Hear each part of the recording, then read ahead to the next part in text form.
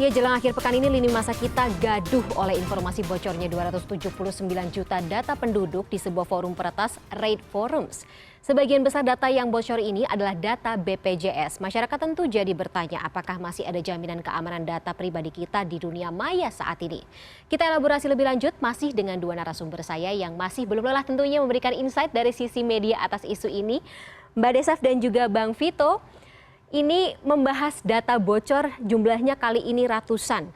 Saya ke Bang Vito lagi nih, bagaimana media terutama Detik melihat dan juga mengawal peristiwa ini? Iya, ini jadi keprihatinan kita bersama ya kalau misalnya benar angkanya 279 juta dimiliki oleh akun bernama Kots itu dan sampelnya yang sudah dikeluarkan 100.000, ini adalah angka yang terbesar yang pernah terjadi kebocorannya. Angkanya lebih besar dari angka jumlah penduduk Republik Indonesia, karena konon kabarnya jumlah data orang yang meninggal juga ada. Tapi beginilah Fani, ini juga sebenarnya jadi cermin siapapun lah ya, kita nggak mau menyalahkan institusi apa segala macam, tentu saja institusi yang lalai harus dibenahi dan orang yang bertanggung jawab harus diberikan sanksi. Tapi menurut saya kondisi kan terjadi sekarang ini aja ya. Sebelumnya e-commerce bocor juga datanya. Beberapa waktu yang lalu data DPT 2014 yang jumlahnya jutaan juga bocor dan diperjualbelikan gitu. Dan setiap hari kita mengalami sendiri barangkali Fani dan Mbak Dewi juga mengalami setiap hari mendapatkan SMS dari akun anonim yang tidak dikenal yang menawarkan pinjaman atau kemudian produk lain, berusaha untuk menipu dengan mengatakan selamat Anda menjadi pemenang dan lain sebagainya. Itu kan bentuk nyata kebocoran yang terjadi. Jadi punggawa-punggawa yang selama ini siapapun mereka yang harusnya menjaga kerahasiaan data pribadi tidak menganggap ini secara serius, atau justru yang lebih parah adalah mereka menganggap bahwa ini komoditas yang bisa menguntungkan diri mereka sendiri. Jadi di Republik ini sebenarnya kebocoran data dari level yang kecil gitu ya, yang harian itu biasa terjadi gitu.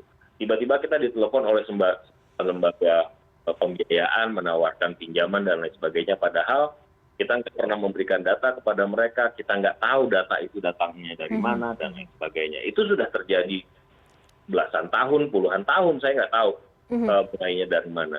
Jadi kalau misalnya ada yang kejadian yang besar-besar seperti yang terjadi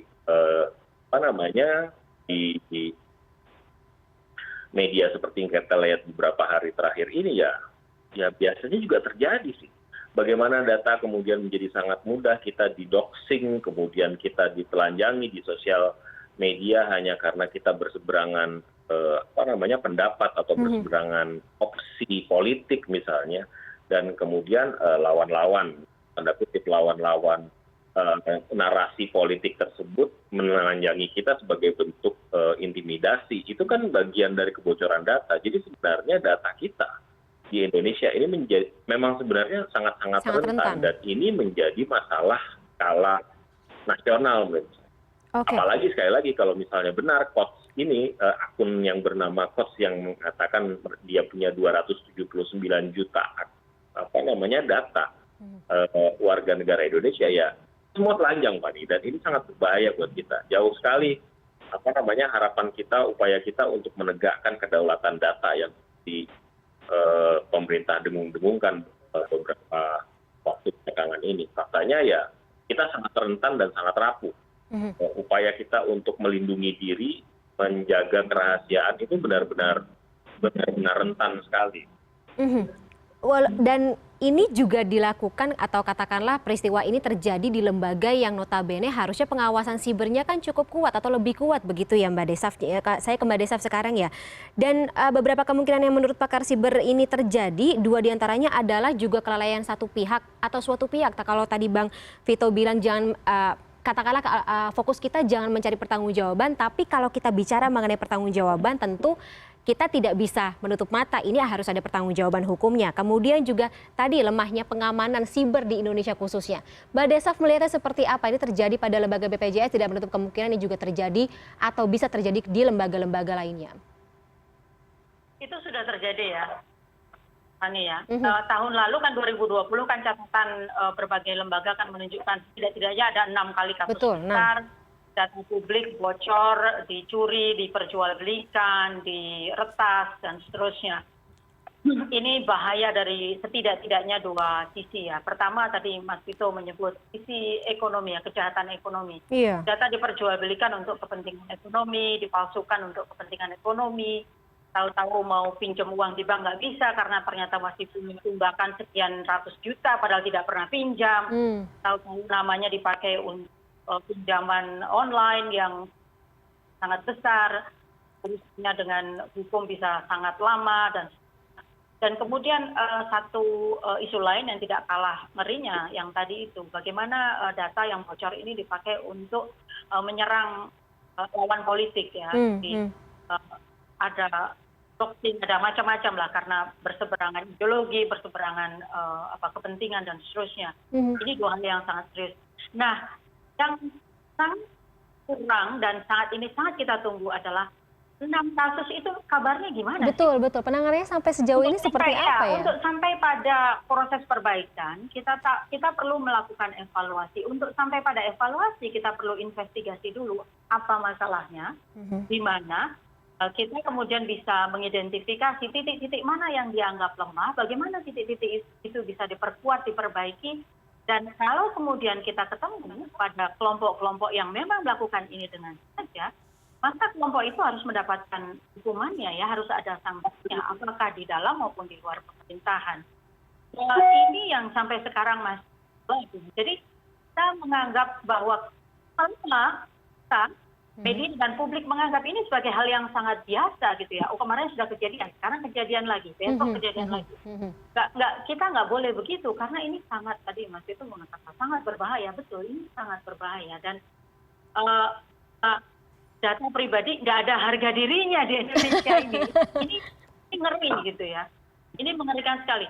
Mana kita membangun martabat kita sebagai negara yang berdaulat gitu ya, kalau data-data kita dengan begitu mudah bisa diambil oleh siapapun, termasuk mereka yang tidak tinggal di Indonesia, dan bisa dipakai sebagai kekuatan untuk menyerang kita.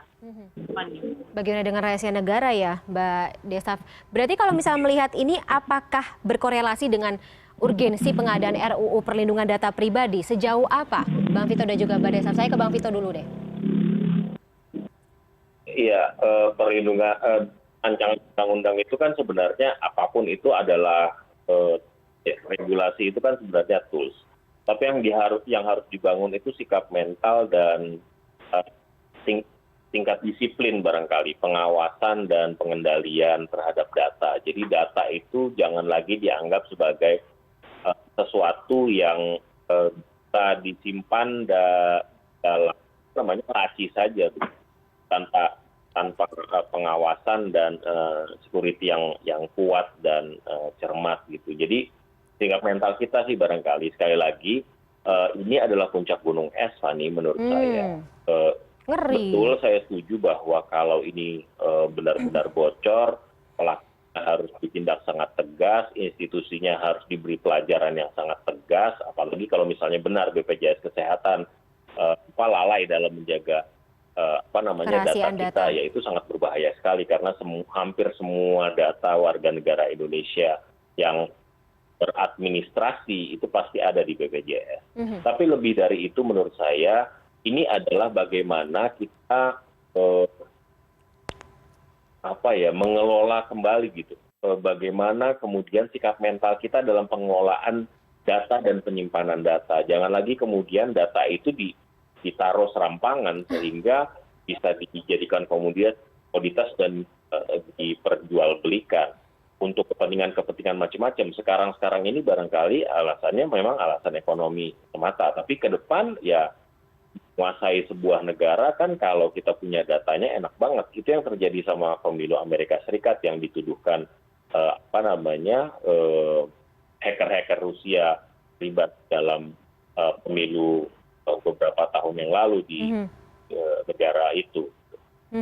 Kalau Mbak Desaf sendiri seperti apa Mbak Desaf? Saya melihat bahwa isu tentang rancangan undang-undang perlindungan data pribadi tidak-tidaknya punya hal yang jadi concern ya. Yang pertama bahwa ini mendesak dan sudah sangat penting untuk kita dibahas sebagai salah satu bentuk ikhtiar gitu ya untuk menyelesaikan isu pencurian data ini. Dan undang-undang diharapkan kita akan tahu bagaimana ini aturan main untuk mereka yang bergerak dalam bidang storing data.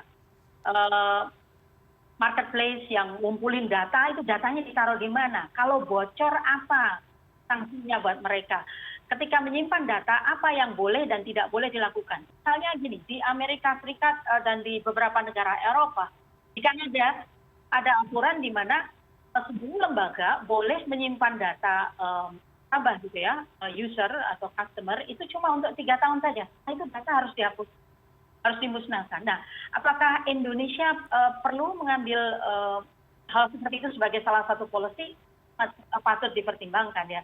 Hal lain misalnya, apakah data yang menyangkut yang sangat seperti yang ada di BPJS kali ini harus disimpan dengan cara-cara tertentu, melibatkan orang-orang dengan kapasitas tertentu, sehingga ketika terjadi kebocoran, mereka setidak-tidaknya punya standar kompetensi yang kita bisa harapkan untuk melakukan cuma mitigasi ya, tetapi langkah ameliorasinya gimana? Langkah pencegahan situasi menjadi makin buruk gimana? Yang pertama. Yang kedua, concern terhadap rancangan undang-undang itu bahwa masih ada bagian misalnya pasal 26 yang kalau tidak salah itu secara agak rinci mengatakan bahwa kalau menyangkut kerahasiaan negara, keamanan nasional, isu-isu pembangunan dan maka isu tentang data pribadi itu boleh dikesampingkan dengan catatan-catatan tertentu.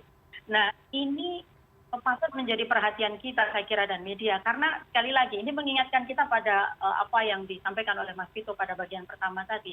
Jangan sampai data pribadi dan perlindungan undang-undang perlindungan data pribadi justru menjadi alat negara untuk merepresi kelompok-kelompok yang mungkin punya kritik-kritik atau dianggap bertentangan dengan kepentingan negara gitu atau kepentingan pemerintahnya atau kepentingan para pejabat tertentu. Jadi seolah-olah melegalkan apa yang disebut surveillance.